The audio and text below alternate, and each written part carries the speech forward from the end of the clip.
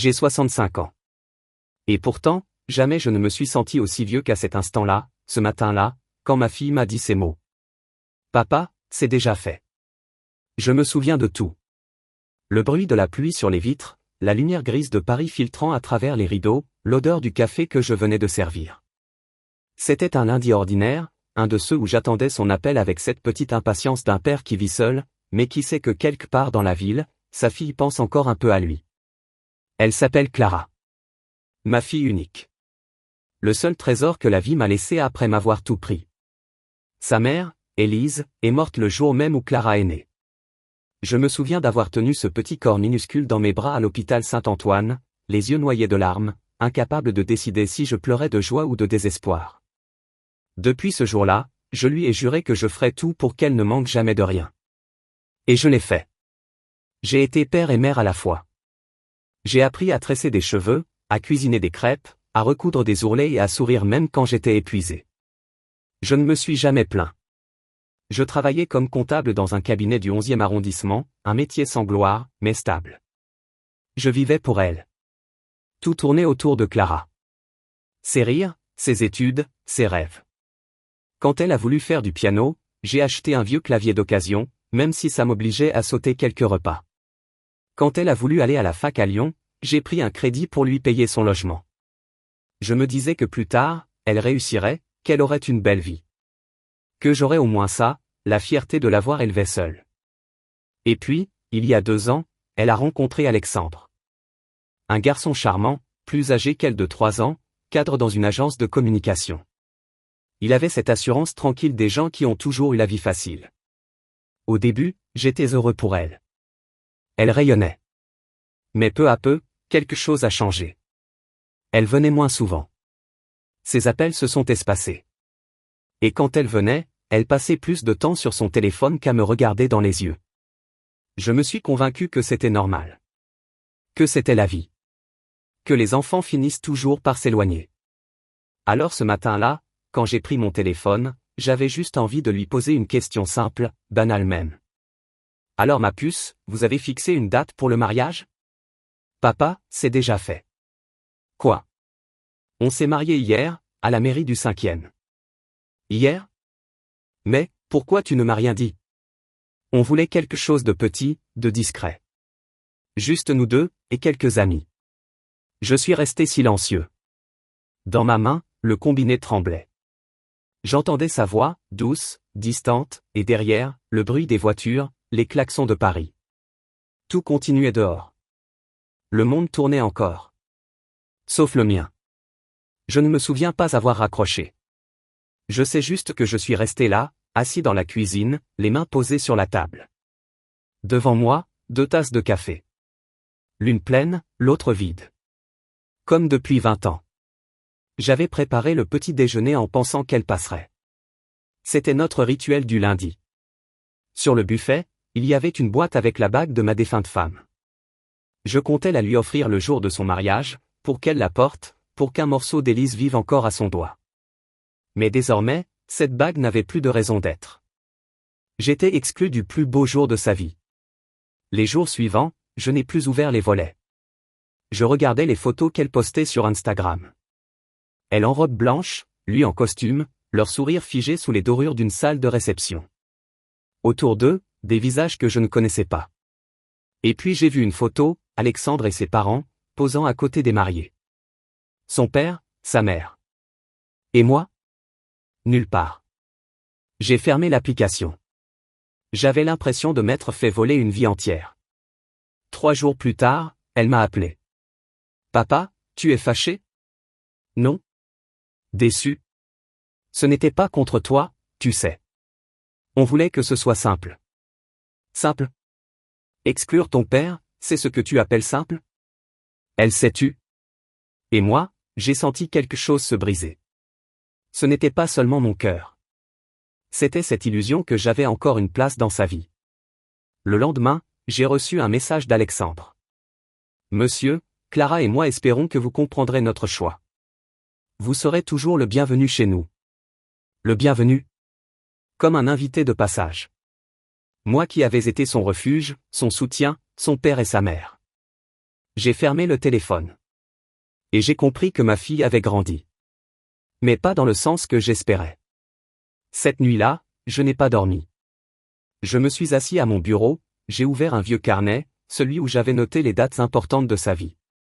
Sa première dent, sa première rentrée, son bac, son diplôme.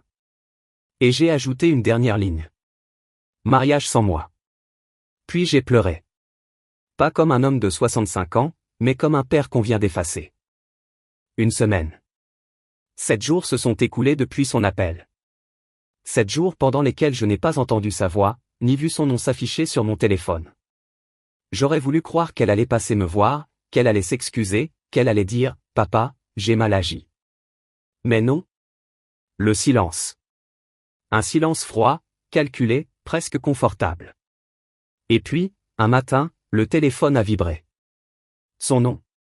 Clara. Mon cœur s'est serré. J'ai hésité à décrocher. J'ai pensé, peut-être qu'elle regrette enfin. Je me suis trompé. Papa, désolé de te déranger, mais on a un petit souci de trésorerie. De trésorerie? Oui, c'est temporaire. On a eu des frais imprévus avec le déménagement et la réception du mariage. La réception? Celle où je n'étais pas invité? Un silence. Puis, sa voix, plus douce. Papa, ne dis pas ça. Tu sais bien que je t'aime. Ces mots, je les ai attendus toute ma vie. Mais à cet instant, ils sonnaient creux, vides, mécaniques. Je les ai entendus sans les croire. De combien as-tu besoin, Clara? J'aurais pu raccrocher. J'aurais dû. Mais le réflexe d'un père, c'est toujours de sauver. De protéger. Même quand c'est lui qu'on a blessé. 1 000 euros, juste pour passer le mois. Je te les rends dès qu'on peut. Je savais qu'elle ne me les rendrait pas. Mais j'ai accepté. Parce que je voulais encore croire que ça la rapprocherait de moi. Que ce serait une façon de dire « je suis toujours là, même quand tu m'oublies ». Le mois suivant, un autre appel. Puis un autre. Toujours pour un imprévu, un retard de salaire, une situation passagère. Et chaque fois, je payais. Par virement, par chèque, par amour. Un jour, je suis allé à la banque. Le conseiller, un jeune homme sympathique, m'a dit. Monsieur, vous avez fait beaucoup de virements à la même personne ces derniers mois. Tout va bien? J'ai haussé les épaules. C'est ma fille. Ah, je comprends. Tant qu'elle vous rembourse? Je n'ai rien répondu. Parce que je savais que non, elle ne me rembourserait pas. Et que moi, je ne lui demanderais jamais. Les mois ont passé. Mes économies ont fondu. Et à chaque fois qu'elle appelait, c'était comme une piqûre dans le cœur. Elle commençait toujours par « Papa, comment tu vas ?» Mais elle ne laissait jamais le temps pour que je réponde. Parce que la vraie question, c'était toujours « Tu peux m'aider ?» Je devenais son plan de secours, son filet de sécurité. Et moi, je me persuadais que c'était ça, être un bon père. Jusqu'au jour où j'ai compris que je n'étais plus un père, mais un compte bancaire avec un prénom. Un soir, j'ai croisé mon voisin, André, un retraité d'une 60aine d'années qui vit seul lui aussi. On s'est retrouvés à parler sur le palier, 2 verres de vin à la main. Je lui ai confié, un peu honteux. Ma fille me demande souvent de l'argent. Je crois que je n'ose pas dire non. Il a hoché la tête lentement. Moi, c'est mon fils. Il m'appelle seulement quand il a besoin de quelque chose. Il a levé son verre. À la santé des parents utiles. On a ri, mais c'était un rire triste. Celui de ceux qui savent qu'ils donnent trop, et qu'on ne leur rendra jamais rien d'autre que de l'indifférence. Puis il y a eu ce jour précis, celui qui m'a ouvert les yeux. Elle m'a appelé en pleurs. Papa, c'est urgent, Alexandre a eu un problème avec sa voiture. On doit payer le garage, sinon il garde le véhicule. Combien? 2500. J'ai fermé les yeux. Je venais de recevoir ma pension. C'était presque tout ce qu'il me restait. J'ai pris une longue respiration. Clara, tu sais que je t'aime, hein? Bien sûr, papa. Pourquoi tu dis ça? Parce que c'est la dernière fois que je t'aide. Silence. Long. Comment ça? Je ne peux plus. Je ne veux plus. Tu dis ça parce que t'es en colère. Non? Je dis ça parce que je me respecte. Elle a raccroché sans un mot. Cette nuit-là, j'ai pleuré à nouveau. Mais ce n'était pas des larmes de chagrin. C'était autre chose. Un mélange de colère et de soulagement. Comme si, pour la première fois depuis longtemps, je respirais sans culpabilité. J'ai pris une feuille, j'ai fait les comptes. En 2 ans, j'avais envoyé plus de 18 700 € à ma fille et son mari. Des économies d'une vie. Je me suis senti idiot. Mais aussi, libre. Le lendemain, j'ai fait ce que je n'aurais jamais cru possible. Je suis allé à la banque et j'ai annulé les virements automatiques. Le conseiller m'a regardé, surpris. Vous êtes sûr, monsieur? Oui. Très sûr. En sortant de la banque, j'ai senti le vent sur mon visage. C'était la première fois depuis des années que je n'avais plus peur de son appel. Mais le répit a été court. 2 jours plus tard, elle est venue chez moi. Sans prévenir. Elle a ouvert la porte avec le double des clés que je lui avais données il y a des années. Derrière elle, Alexandre, le visage fermé. Papa, pourquoi t'as arrêté les virements? Parce que j'en ai assez. Assez de quoi? De ta fille? Non, assez d'être utilisée. Elle a écarquillé les yeux, choquée. C'est pas vrai. Tu crois vraiment que je ne t'aime pas? J'ai regardé Alexandre. Il ne disait rien. Mais dans ses yeux, j'ai vu la vérité, ce n'était pas elle qui voulait cet argent. C'était lui. Clara, tu as le droit de vivre ta vie. Mais moi aussi. Tu vas me laisser tomber, papa? Non. Je vais me relever, enfin. Ils sont partis en claquant la porte. Et moi, je suis resté seul dans le silence. Mais c'était un silence nouveau. Un silence propre. Un silence libre. Je n'ai pas eu de nouvelles pendant presque 10 jours. 10 jours de silence total. Pas d'appel, pas de message, rien. J'aurais voulu me dire que c'était fini, que j'avais enfin tourné la page. Mais au fond de moi, je savais que ce silence-là n'était pas de paix. C'était le calme avant la tempête. Le vendredi suivant, vers 11 h du matin, on a sonné à ma porte. 3 coups secs, rapides. J'ai regardé par le Judas, Clara, Alexandre, et un homme que je ne connaissais pas, costume gris, attaché caisse à la main, sourire professionnel. Mon ventre s'est noué. J'ai ouvert. Papa, on doit te parler, dit Clara sans même me saluer. Bonjour, toi aussi, répondis-je froidement. Ce monsieur est Maître Borel, notre avocat. Avocat?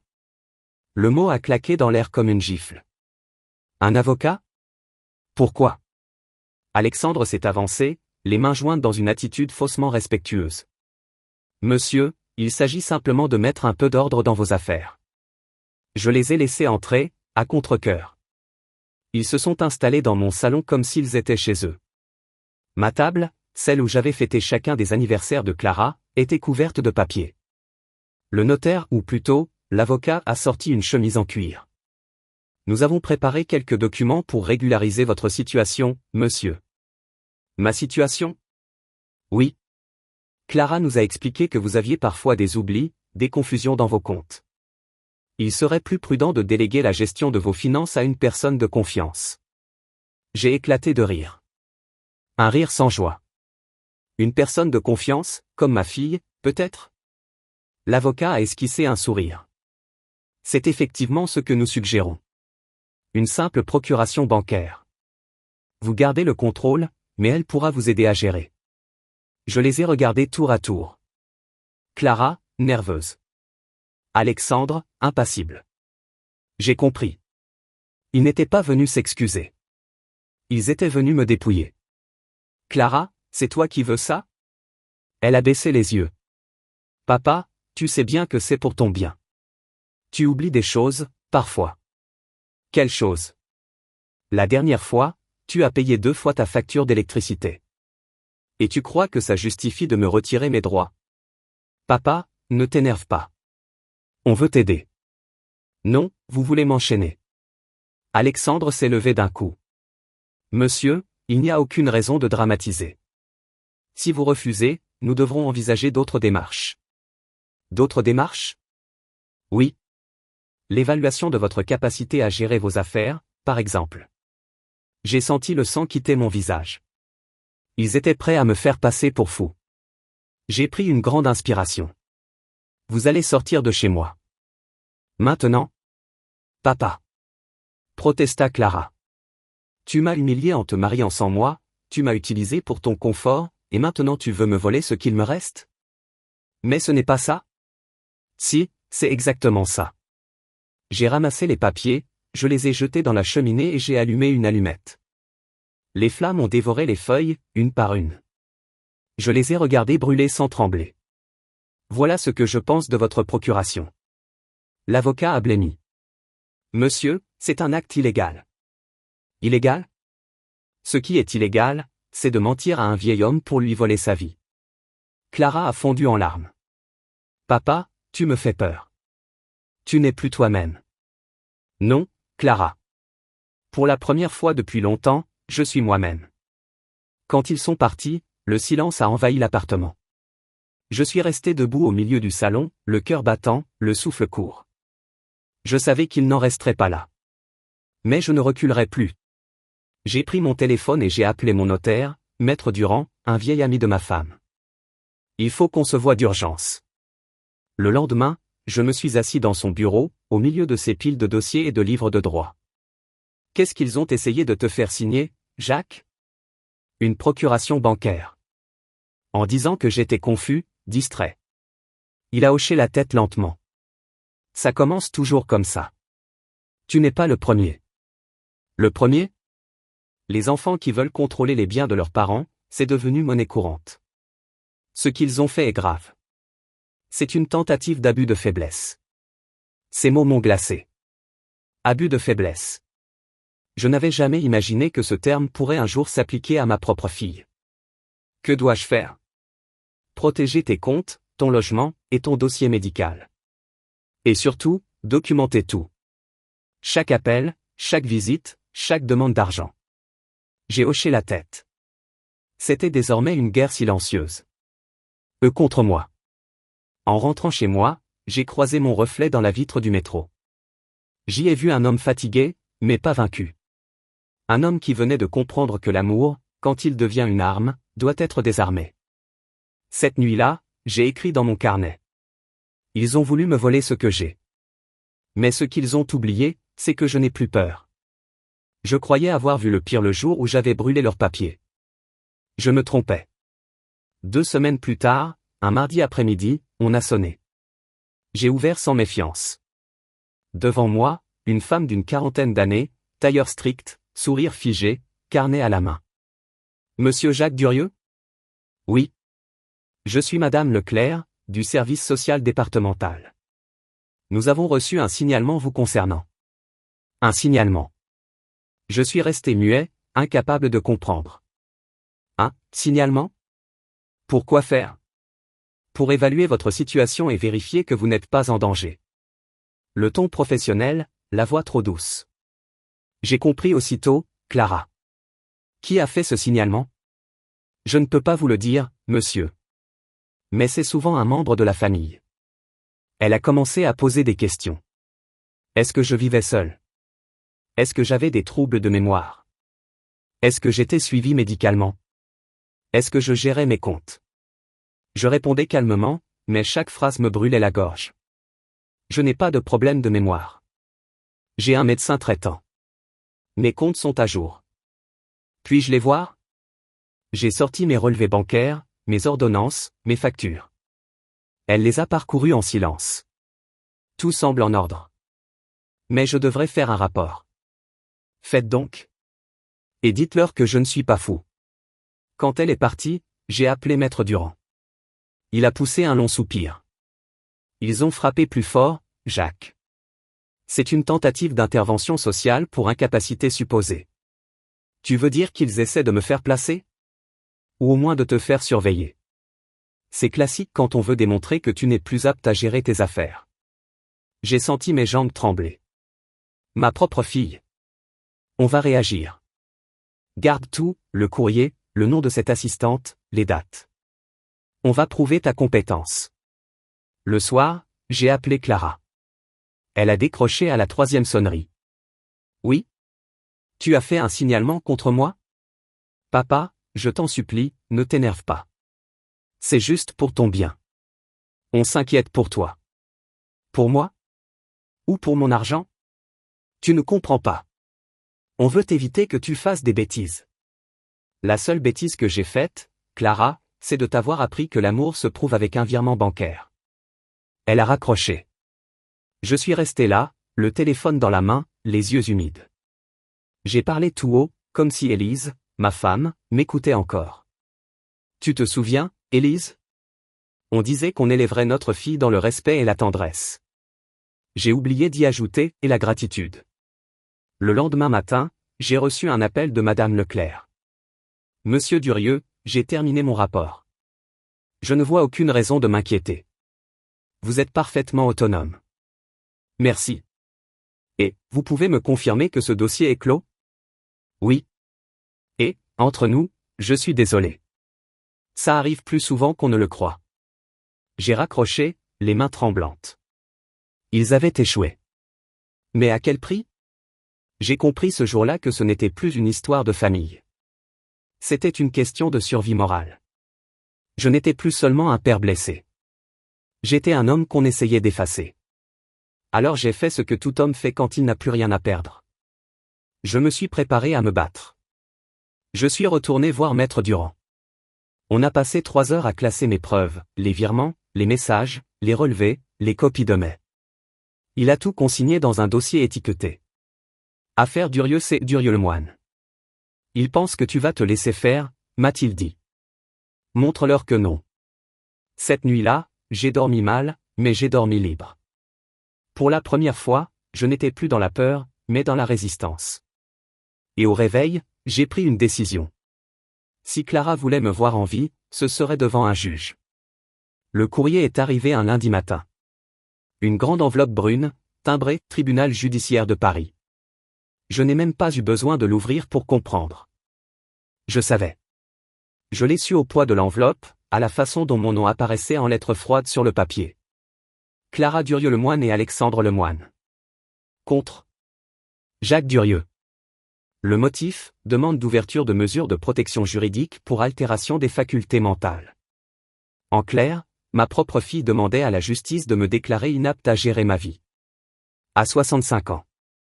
J'ai posé la lettre sur la table. Je me suis assis.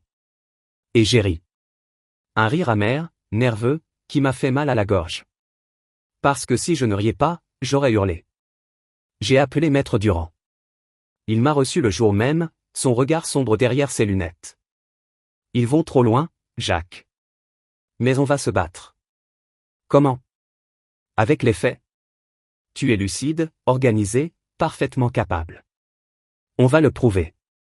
Il a tout préparé, les relevés bancaires, les documents administratifs, mes comptes à jour, les attestations de mes voisins, et même une évaluation psychologique qu'il m'a conseillé de faire. Plus on sera précis, plus leur accusation semblera grotesque. Je me suis rendu chez une psychologue mandatée, Dr Garnier, une femme douce, au regard clair. Pendant 2 heures, elle m'a posé des questions, sur mes souvenirs, mes choix, ma vie quotidienne, mes finances. Je lui ai parlé de ma fille, de son mariage sans moi, des virements, des manipulations. Quand j'ai eu fini, elle a simplement dit. Vous n'êtes pas fou, monsieur Durieux. Vous êtes blessé. Et ça, ce n'est pas une maladie mentale. Le jour de l'audience, j'ai enfilé mon vieux costume bleu, celui que j'avais acheté pour le diplôme de Clara. Je me suis regardé dans le miroir. Les rides sur mon visage, mes cheveux gris, tout me racontait une histoire, celle d'un homme qui a donné sans compter, et qu'on veut punir d'avoir enfin dit non. À l'entrée du tribunal, ils étaient là.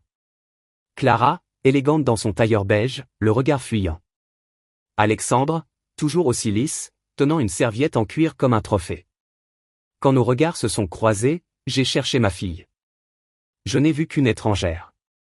Dans la salle d'audience, le juge, un homme dans la cinquantaine, sérieux mais bienveillant, a ouvert le dossier. Nous sommes réunis pour examiner la demande de mise sous protection de monsieur Jacques Durieux, à la requête de sa fille et de son gendre. Leurs avocats ont pris la parole en premier.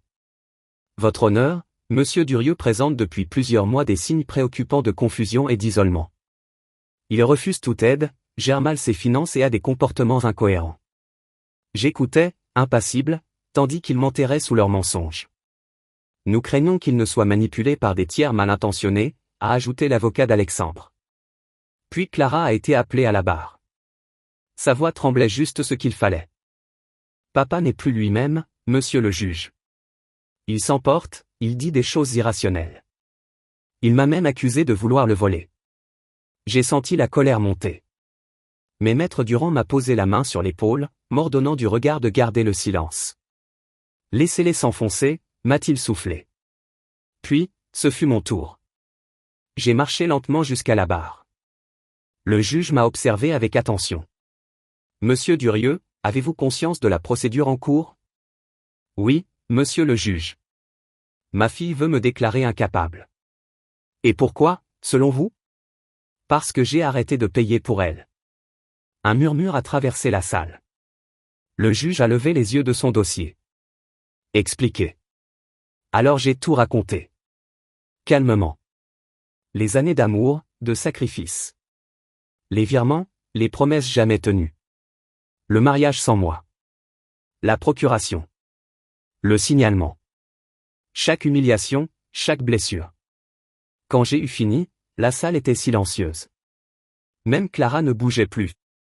Vous dites que vous gérez seul vos comptes. Pouvez-vous en apporter la preuve? J'ai sorti un dossier de mon sac.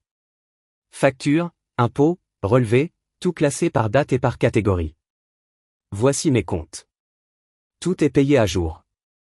Et voici mon évaluation psychologique, mes capacités mentales sont intactes. Le juge a pris les documents, les a parcourus longuement, puis a hoché la tête. Je constate en effet que tout est en ordre. Il s'est tourné vers Clara. Madame le moine, avez-vous un élément concret qui prouverait une incapacité de votre père? Clara a baissé les yeux. Il se méfie de tout le monde. Il a changé. Peut-être a-t-il simplement cessé d'être exploité, rétorqua le juge d'un ton sec. Maître Durand a pris la parole à son tour. Votre honneur, il ne s'agit pas d'un vieil homme sénile. Il s'agit d'un père qu'on a vidé émotionnellement et financièrement. Et qui a enfin dit stop. Ce procès n'est pas celui de la raison, mais celui de la culpabilité. Quand il a fini, je n'avais plus peur. Je me tenais droit, fier. Je n'étais plus une victime.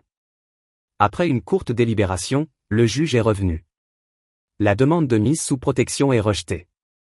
Le tribunal reconnaît monsieur Jacques Durieux parfaitement apte à gérer ses affaires. Par ailleurs, la tentative d'abus de faiblesse fera l'objet d'un signalement au procureur. J'ai fermé les yeux. Je ne sais pas si j'ai pleuré. Mais dans ma poitrine, il y avait un soulagement immense, une paix neuve. Je venais de récupérer plus que mes droits, ma dignité. En sortant du tribunal, Clara s'est approchée. Papa, je voulais pas que ça se passe comme ça. Moi non plus, ma fille. Mais c'est toi qui as choisi la bataille. Elle a ouvert la bouche, puis s'est tue. Alexandre, derrière elle, faisait semblant de vérifier son téléphone. Papa, on peut tout recommencer, non? Je l'ai regardé longtemps. Et j'ai dit simplement. Oui. Mais sans argent, cette fois. Le soir, je suis rentré seul. J'ai ouvert les fenêtres, respiré l'air frais de Paris. Le ciel était rose, traversé de lumière. J'ai levé mon verre vers la photo d'Élise, sur la cheminée. Tu vois, mon amour? Notre fille est adulte. Et moi aussi, enfin.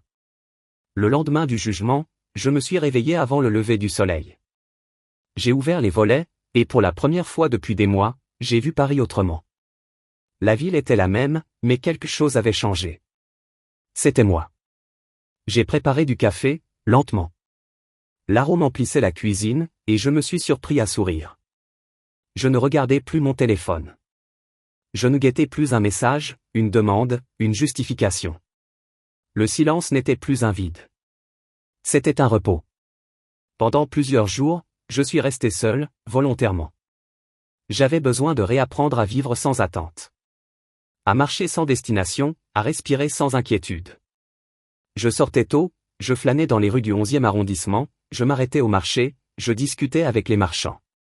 Un matin, j'ai croisé André, mon voisin, celui qui m'avait un jour dit. À la santé des parents utiles.